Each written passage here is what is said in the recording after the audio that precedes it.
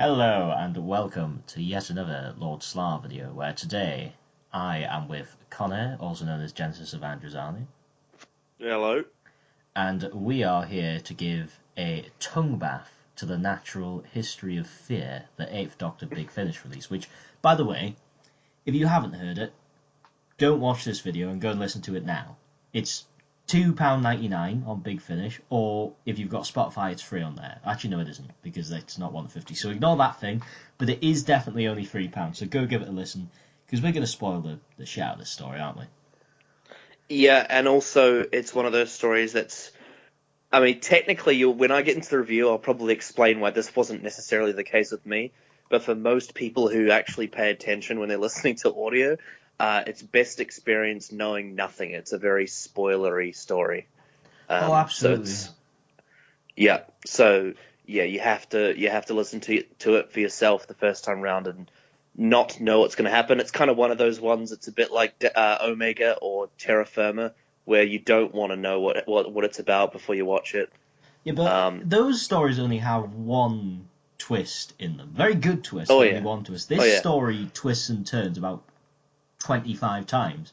Oh yeah, but this one, you need to unfold it as a package and have it all revealed to you because wow. And you can't just listen to it once because you will be lost the first time, even if you're paying diligent attention. It's one of those stories where it needs multiple listens because everything makes so much more sense when you listen back through it. Yeah. And there's so much to unpack as well. It's just almost every corner of this story has layers and meaning and metaphor and just brimming with ideas more than anything I've ever experienced. Boy, it's a very tight 2 hours 10 minutes. It's every single scene and every line counts for something. So yeah, it's pretty insane. So go listen to it before getting into this review because we're gonna spoil everything, and you don't want to be spoiled for this one. It's quite something. So I was wondering if you kind of wanted to start kind of going on a spiel about, because I was really interested in a lot of the comments you wrote on the Lord Slard Discord, which you should join if you're not on it. Okay, so geez, where do we begin with this? Okay, so I'll go through my personal experience of it because I think that's probably a good way to start. It's the easiest way to start. So, right, so I've started listening to a lot more Big Finish lately. I did a big binge of the 1 to 50 on Spotify, and also at some point, I can't remember exactly when it was, but there was some point around the watch-alongs when they were doing a sale of 8th Doctor Big Finish stuff. So I ended up buying the rest of the Charlie era after Zagreus, which was on sale, and then I also bought a couple of the Lucy box sets and Dark Eyes. I haven't got to those yet, but I'm doing them all in sort of order. I'd already heard Scherzo a couple of times before because it was recommended to me, and because Shearman. But I had never heard the Divergent Universe arc after Scherzo. So, once I'd gone through 1 to 50 and got all the way to Zagreus, I then went, well, I might as well continue with the Divergent arc. So obviously I listened to Scherzo, and then I listened to Creed of the Croman for the first time, and that obviously introduced Kariz, so I met him, which, again, that's probably something else people might... It's not necessarily necessary, because the characters don't really appear in this that much, but just for context of knowing who Kariz is, it might help if you know who he is. But having said that, after that obviously comes the natural history of fear. And I always knew it was an interesting one, but I didn't really know what it was about. So I was at first I was like, maybe I should, read a non-spoilery review to see what it's all about, because it's from what I've heard, it sounded like it was quite different. And then every single one I was seeing was like, nope, you need to listen to the story first and not read any reviews.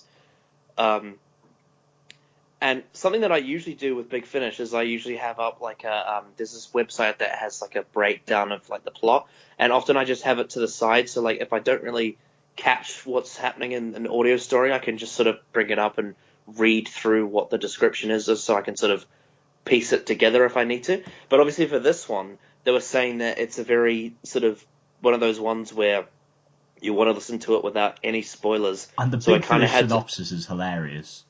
It's like completely Yeah. in-universe. Oh yeah, yeah.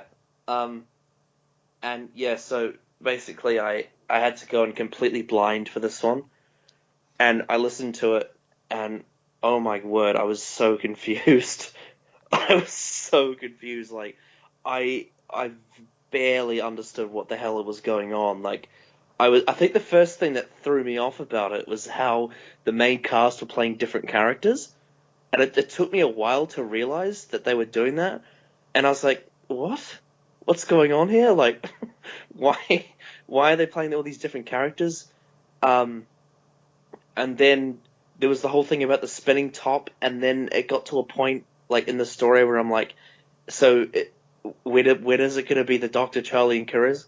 I just kept on asking myself this, and there was all these small bits of information that were being fed in, and I was like, I can sort of hear what's happening, but I don't know what it is, and it was really hard to understand. And then I got to the end of it, and I was just like, I have absolutely no idea what happened.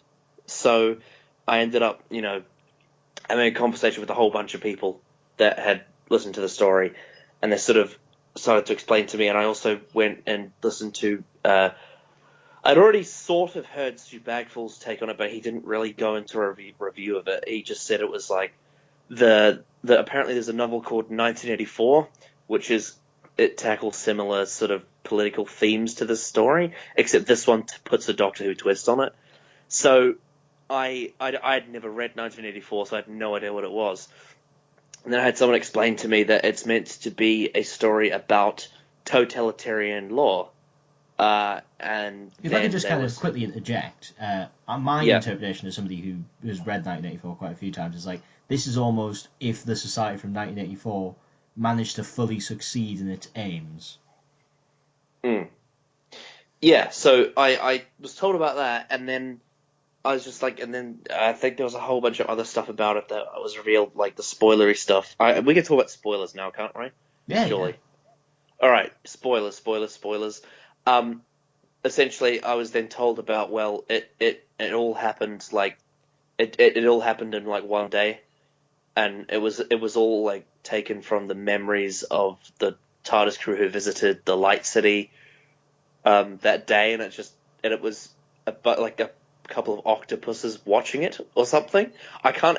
It's still a little bit faded as to what happens at the end, but I think that was the twist at the end, was that it all happened. All of what happened and what we heard happens like, it's not from the point of view of real time. It's like from the point of view of, I don't know. It's sort of like this machine or something like that, and oh god, it's so hard to like quite explain what it is, because it's not really real, even though it kind of happens in this sort of stream of data. I've got this. I'm not 100% sure like what it's contained in it, but I've got this funny feeling that it's, from what I can tell of the story, it's almost like told from the point of view of if you played like a recording in real time, but it's viewed quicker than real time. I don't know. Fucking Divergent Universe is very weird sometimes. But having said that, I was told about this, and I was told about some of the stuff that happened in it, and then I went and re-listened to the story straight away, and then I basically pulled up. There's a website called DoctorWhoGuide.com, and you can look at all the stories. There's like a massive list of like the chronological order of all the stories, and like the TV show and the Big Finish and all that. And I pulled up Natural History of Fear, and I had it in front of me like I usually do with some other stories. Usually I just check out details when I miss a couple of beats. But with this one, I decided, you know what, I'm going to re-listen to this story, and I'm going to read through the whole thing as I listen to it. And that really helped, because from the very, very start, I understood what was happening. And then I listened through the entire story, and every single scene that went by, I just loved it more and more and it just, by the end, I'm like, this is one of the best audios I've ever heard, because this thing is just so jam-packed, and, you know, it's so interesting, and how it tells this just massive snowballing story about, you know, this married couple who watched TV for a little bit longer than their license fee allowed by accident, and how that led to a chain of events where this editor, who's voiced by Paul McGann, by the end of the story as his job has been taken from him, and he's in legal trouble, and just there's so much to get into with this one, but I just love the way it's one of the best ways I've seen, like, in this show specifically, of how to handle, like, a political theme, because rather than, you know, something like Orphan 55, which forces it down your throat instead of, like, is like, don't, you know, burn the earth with plastics or, you know, pollution or whatever, and, like, does a big speech with Jodie at the end, and she's like, you could still save the earth if you just try, which is just not really ideal for me.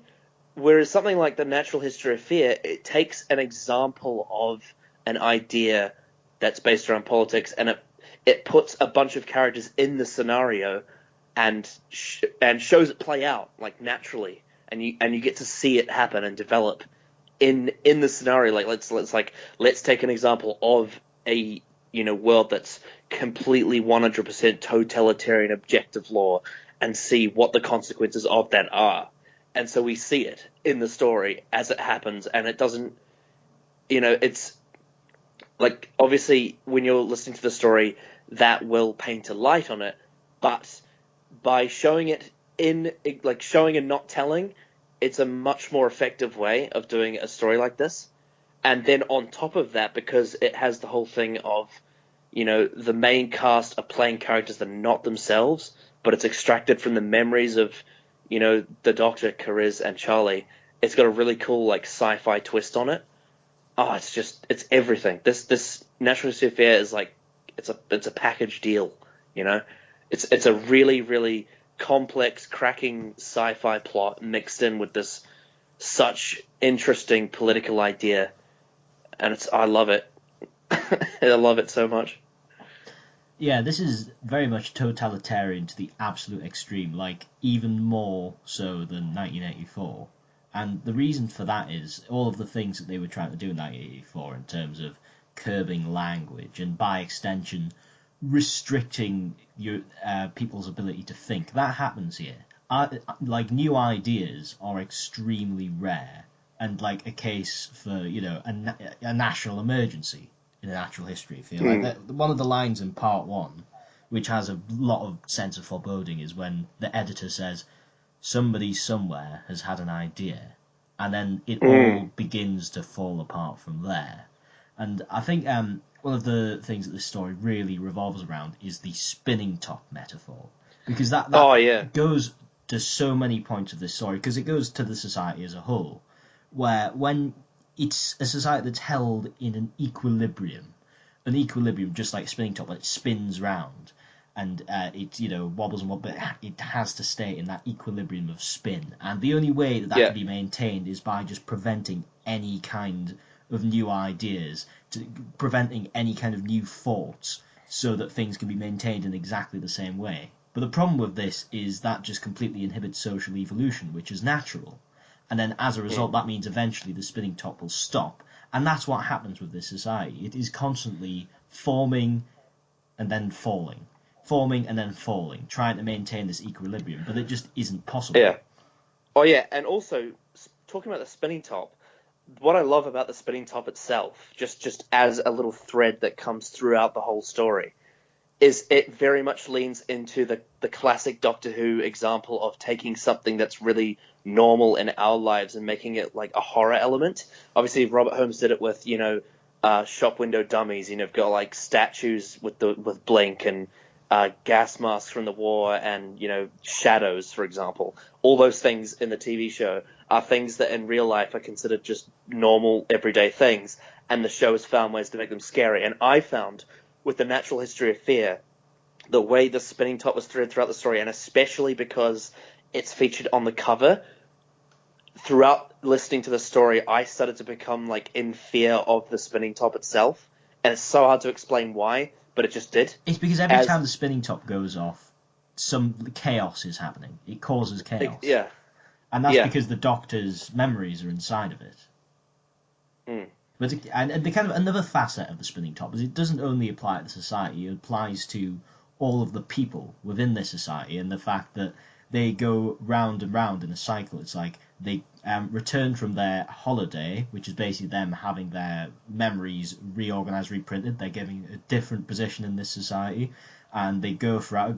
Then they make mistakes. Then they break the law. They ask a question. They come up with ideas, and then they're forced to go back on holiday to get their mind rewritten again and given a new position within society. Which one thing that is very important to notice is that there is no stable elite in this society.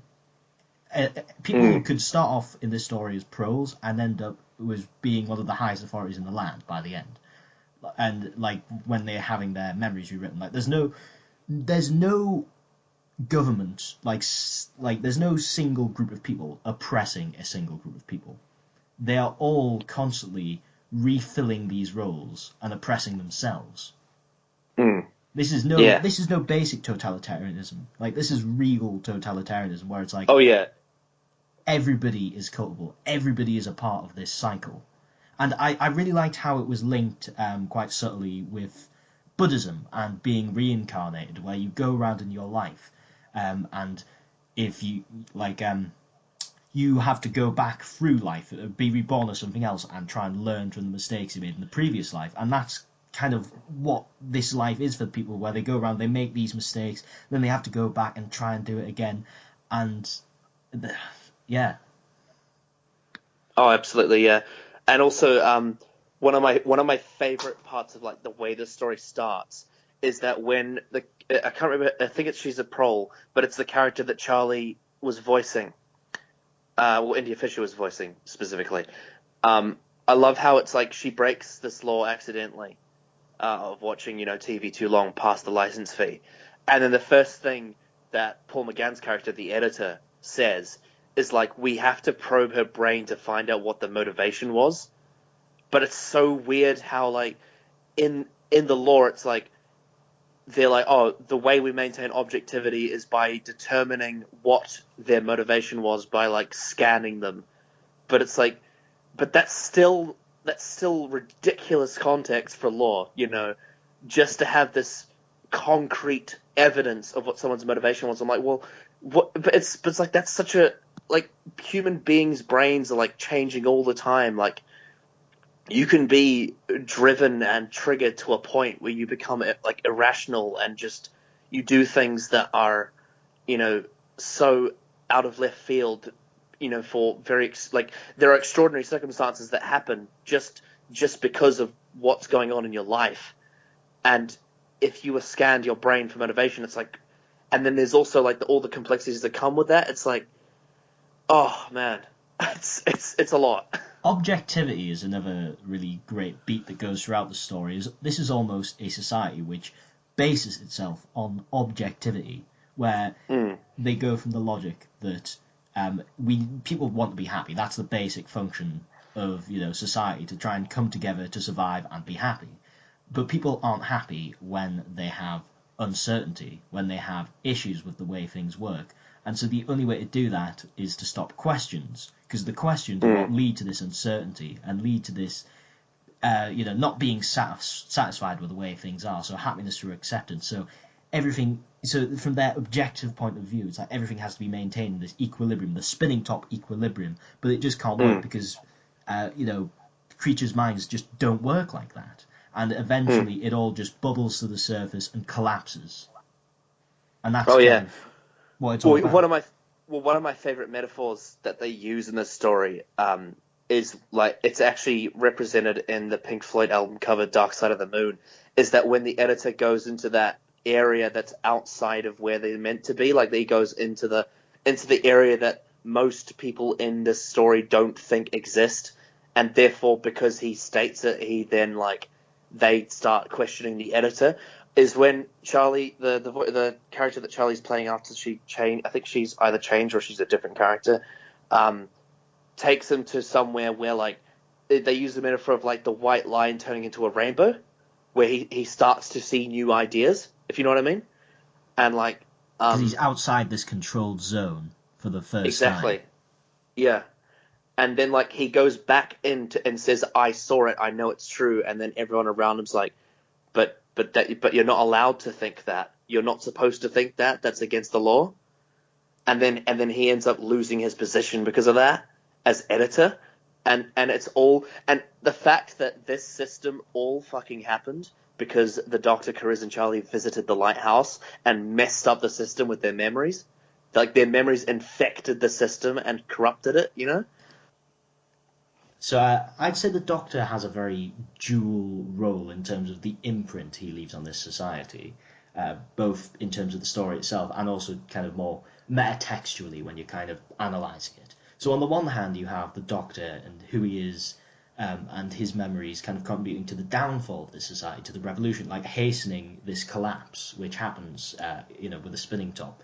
Just through, his idea, like just through all of his new ideas, which are obviously way too much for a system like this. But on the other hand, it assimilates him and who he is for the betterment of the society he's from. And I think that this is very much reminiscent of the theory of hegemony, which, for people who don't know what that is, Antonio Gramsci came up with it, and he was a communist who was thrown in prison in Benito Mussolini's Italy. And basically his theory was that any kind of, how would I put it, like any kind of new idea or force in society which is kind of subversive will, at least in like a kind of, he was specifically talking about capitalism, but I believe this can be applied to totalitarianism. But like in capitalism, any kind of subversive idea will be absorbed into it eventually because they're willing to sell anything.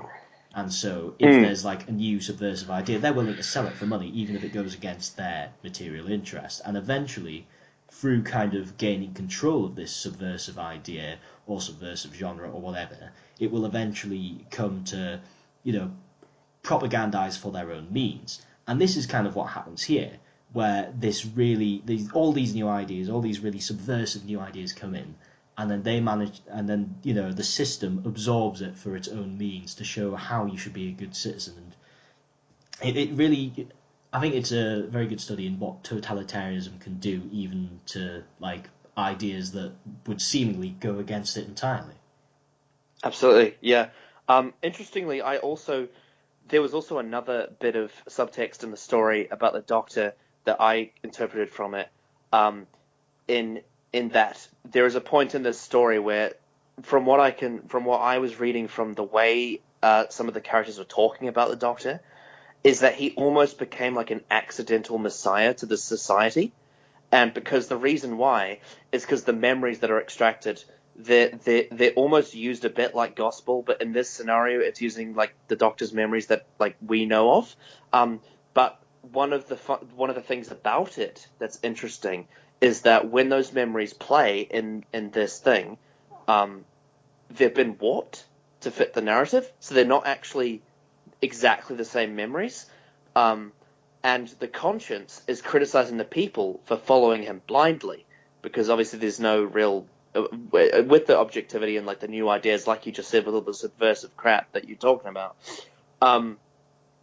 But it's interesting to me that when I listen to that, it's almost like the writer is doing a critique on religious text, because there's a lot of theories out there around how certain religious texts will warp a story to fit the narrative, if you get what I'm saying. Yeah. And and also I got that from this. I sort of got this, like, there's a group of people in the society that are starting to see the Doctor as this almost like savior for them, which is really interesting because it all happens by accident.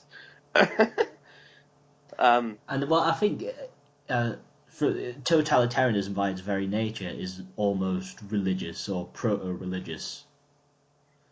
Yeah, and it's interesting how, like, the Doctor being in that position of sort of an accidental messiah is actually upsets the totalitarianism. It's really interesting to me.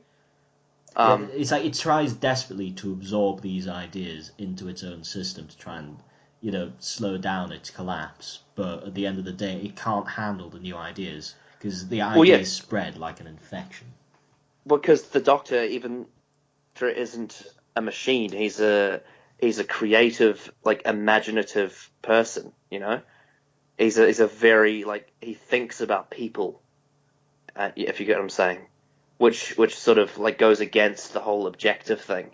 The Doctor is a very subjective person. Like, even though the Doctor is very intelligent and knows a lot about science and all that, he's a very subjective scientist, if you get what I'm saying. Which makes him upset. His ideas are very upsetting for this whole machine. Yeah. And also, there was one little thing I wanted to mention before I forgot. There was a nice reference in the story to the missing episodes, like a meta reference to Doctor Who's missing episodes, because like there were missing episodes of a different TV show within this machine. Did you catch that? If you remember, Yes, I did. Yeah. And that was obviously like that wasn't just like a random bit of continuity wank. It actually had its purpose in the story because it was talking about like. It's meant to sort of represent like missing memories, if you get what I'm saying. And I think again that's an example of how the Doctor's imprint has created a chaotic element, even within the structure of the state itself, because everything else in that society is extremely well ordered. Everything goes according to the letter of the law. There's not a thing out of place, and when it is, it goes in and gets has their personality revised and edited.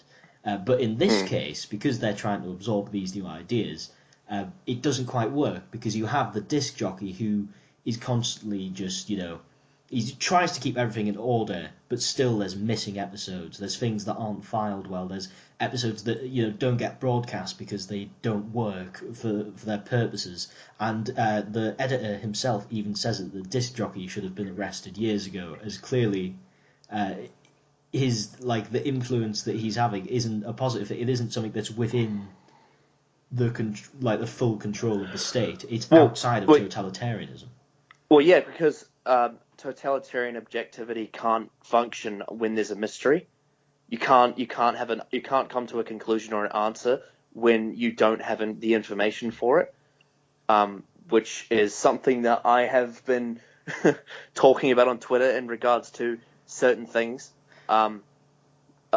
Related to that, but yeah, like it's sort of shows the example of like how are you supposed to implement objectivity when there's mystery involved. You kind of like it's really difficult to do that because with a lack of evidence comes a lack of conclusion.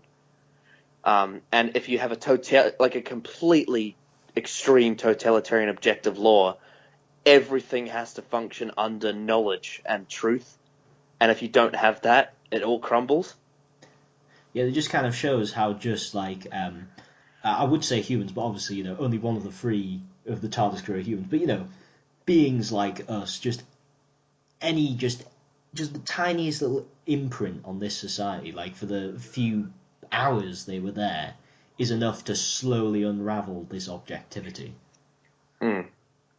Yeah, there's also another thing I noticed in this story.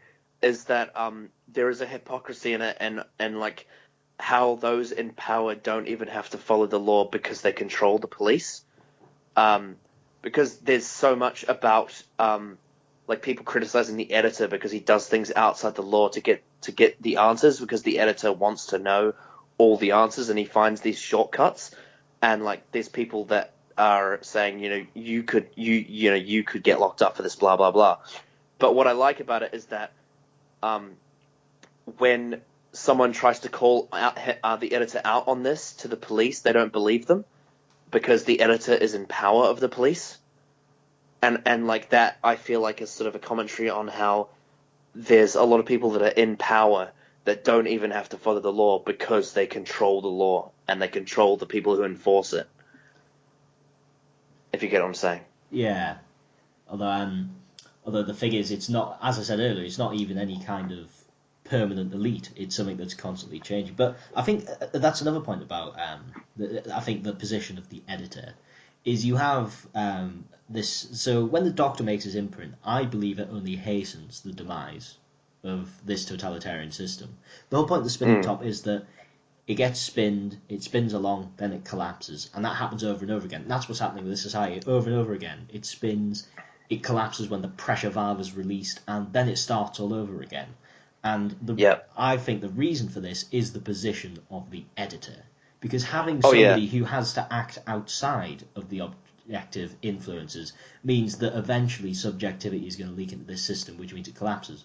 But it can't work without somebody who's subjective either, because you don't have somebody who can seek out the answers in, beings that aren't actually objective. Oh, yeah, absolutely. It's snake eating its own tail. It's like, it can't work without having this person who can be subjective, but that's what also spells its own doom in the end. Absolutely. And in terms of the editor is definitely my favorite character from the story because of how much the story twists and turns his character through point of view and what we understand about him. And I love the fact how at the start of the story he is presented as the main antagonist, and then by part 3 he's a sympathetic victim because we've come to grow and learn about him and how through especially with the experience he makes. I mean, obviously a lot of it's him asking questions and getting away with it and bending the law, and a lot of his morals throughout the story this is why you need to listen to the story without spoilers, is that a lot of his morals are kind of questionable because there's points where it's like, are you doing this are you doing this to help me or sabotage me? And there's a lot of ways they do this. It's like you're really questioning what is his true motives and you don't really know. And then by the end of part 3, he becomes like a sympathetic victim of the system because he now saw the outside and he saw the rainbow, and now he's being punished for it. And then, just to fucking add another twist on it, it's then revealed that this guy was a terrorist. And it's like, whoa. And then you start when I realized that, my brain scrambled because I was thinking I felt sympathetic for a terrorist, I mean, it's his position within the system, as I was saying. It's something that drives him mad. Obviously, being this society that's meant to be objective, and he has to introduce the subjectivity, but then blah blah blah blah, and then he's being driven mad by it, and that's why you're never really sure of his motivations. The story intentionally flip flops between him being just this nasty upholder of the system at any cost. Even when the system starts trying to screw him over, he's like, I will do anything to kind of destroy the Doctor, destroy his influence, which is eroding our society. But then also sometimes you think, is he genuine about wanting the revolution? And then that's also kind of left ambiguous. Yeah, absolutely. I would also say that you could argue that this story also kind of as a commentary on psychopathic behavior, because it shows the kind of things people would do and say if they had no sympathy or empathy, because that's essentially what this machine is it doesn't have any sympathy or empathy. It's all objective, And I think to kind of begin to round this off, we should discuss the ending with the revolution. Oh yeah, it's such a brilliant ending. How by part 4 you realize you had sympathy for someone who was a terrorist, and when he's been interrogated by the new editor, who's played by Carez, I believe, because you've seen him figure things out and change his mind, you feel some sympathy for his learning experience. But I love the final note because he sees that there are violence in the streets as people finally are rebelling against the state. But then he thinks to himself, but I'm the person who caused this violence to happen. Did he really do the right thing? It's just, I love that morally grey way to end it. Yeah, does it all happen again? Do they ever learn from their mistakes? Do these creatures even live long enough to be able to learn from their mistakes? Because they say right at the end that they stand on the shoulders of giants, of just thousands and thousands of generations, keep on rising and falling, and where does it lead? Can it actually go anywhere within this system? Yeah, and I love the fact that like the whole reason this happens is because in the real world, that with the Doctor in the Light City, sorry, one of the companions is in danger, and he has to sell his memories to fix the problem. Yeah. It's so good, and I love the way that the way that we jump to the real Doctor world is by the editor and the former editor are talking about it, and then they see that, and then obviously it's revealed like that, like the former editor, they're talking about like how he's got like eight legs or something, or 8 limbs. Yeah, because they're all an alien species, completely different from. Yeah, but this is what's so great about the audio format, is that we would have had no idea that they were. Exactly. Because all we can hear is Paul McGann's voice. So what we imagine as the editor is what the Eighth Doctor looks like. But that's not what he looks like at all. And I just love the way that the audio format like plays with your mind. How you can't see anything, so you have to try and imagine based on what information it gives you, and it can easily mislead you. And again, I think the ending with the revolution, it's very much something that's left ambiguous as to whether this does actually lead anywhere, whether things go round and round in circles, or is this the system constantly going through the motions, trying to improve itself? Is this society going anywhere? Can they ever grow up to be outside, to not have the system influencing them? Because it's very much compared to like raising a child, raising this species, this very short-lived species. And I have to say, I'm still not 100% sure on a lot of the ending myself about the nature of the species and the nature of the revolution and the nature of the system. It's difficult to understand, and I don't think that's a problem for this story, because this is one of those stories which is, it's all about interpretation. It's all about really making your own mind up, because it's a story all about ideas. And if a story about ideas doesn't try to provoke you in having your own ideas about what it is, it's not done a very good job. Absolutely. It's postmodern fiction, and a classic of postmodern fiction. Yeah, absolutely. Oh man, there's so much. There's so much to this story. It's, like I said, it's a very tight 2 hours. Yeah, I'm sure there's far more detail we could go into, but I think I'm probably going to call it a day there, because, I mean, my brain's already fried to do it. I will probably return to the natural history of fear one day. Probably not for a long time, but I'm going to make it a kind of project to kind of keep on going back to the natural history of fear until I have a really deep understanding of what it is, and then I'm going to make a more scripted video on it. But that might not be for a long time, if it ever happens. Yeah, it's a lot, but I personally love it. I love it. From what it's brilliant. It's not just good Doctor Who; it's a masterpiece of fiction. Like it's almost strange that Doctor Who got a story like this. Oh yeah, and it's written by one of the musical composers for Big Finish. And I mean, he had wrote before. I mean, yeah, but this is the only full-length Doctor Who story he ever did. If I believe so, I think I checked his TARDIS Wikia page. Oh, fair I'm pretty sure he's done short trips, but this is the first. I'm pretty sure this is the only main range story he ever did. Get him back, man. Yeah, I followed him on Twitter actually. He doesn't have that many followers. I think he must be very niche and under the radar. But also one other thing that I haven't mentioned that I loved about the production style of this story. There's a few things actually. One thing is I love the way how the theme tune, how it near the end of the theme tune, it turns into this oversaturated tape, and it kind of establishes the format of sort of listening to something on a tape. But the other thing is how just there's no music in this story, but there's just this intense humming throughout and pulsating, because you can feel the pressure growing, and then everything's just about spin out of control.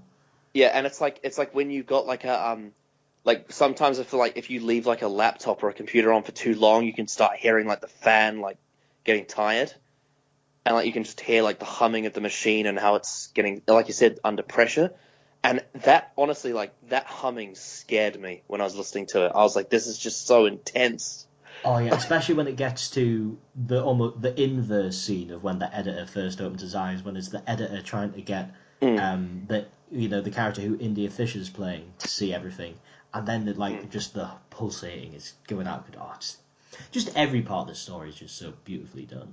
Like, Absolutely. Anyway, we're gonna have to call it a day there because this has already been a very long video, and wow, there's already so much to digest, really. But thank you very much for coming on, and Connor. And I think we really did get a good dive into what is one of the most complex and brilliant Doctor Who stories ever. Yeah, I mean, if there's anything we haven't discussed, like, then leave it in the comments. That'd be great to read like everyone else's interpretation of the story, because there's so much to get into.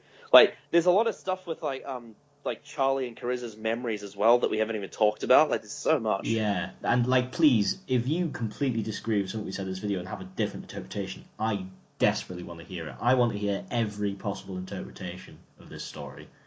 Every different interpretation adds more to it rather than takes away from somebody else's experience. I mean, that's exactly kind of like the moral of the story itself, really. Yeah. It's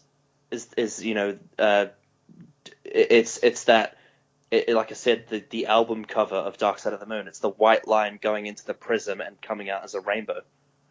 You know? Yeah, one fact that goes in to people comes out as many different interpretations, wildly different.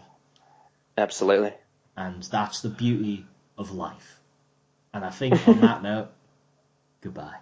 It's probably the most pretentious video I've ever made, but whatever.